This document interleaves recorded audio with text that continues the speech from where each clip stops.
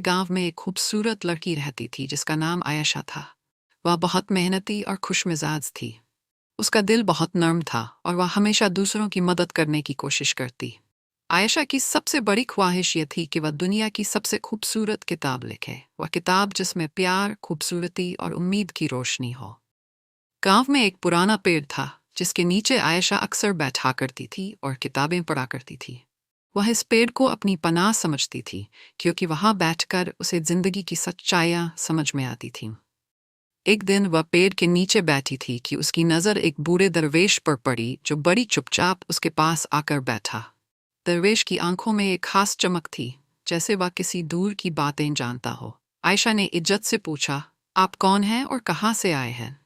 दरवेश मुस्कुराकर बोला, मैं वह हूँ जो तुम्हारे ख्वाबों को हकीकत में बदलने की ताकत रखता हो, लेकिन तुम्हें इसके लिए कुछ जरूरी सबक सीखने होंगे।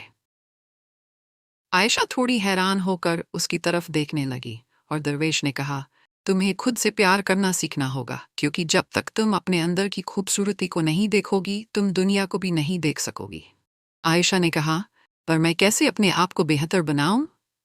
दरवेश ने उसे एक किताब दी और कहा, यह किताब तुम्हारे अंदर की सच्चाई को तुम्हारे सामने ला देगी, लेकिन इसके लिए तुम्हें खुद में झांकना होगा। आयशा ने उस किताब को लेकर पढ़ना शुरू किया। उसमें कहानियाँ, शेर और फ़लसफ़े थे जो उसकी ज़िंदगी को एक नई रोशनी दे रहे थे। हर पन्ने पर एक नई सच्चाई थी और वह समझने लगी कि दुनिया की सबसे बड़ी खूबसूरती अंदर से आती है। महीनों बाद आयशा ने एक किताब लिखी जिसमें वह सारी बातें शामिल की जो उसने सीखी थीं। वह किताब न केवल गांव में बल्कि पूरे इलाके में मशहूर हो गई। लोग आकर उससे मिलने लगे और उसकी लिखाई से उनकी ज़िंदगी बदलने लगी।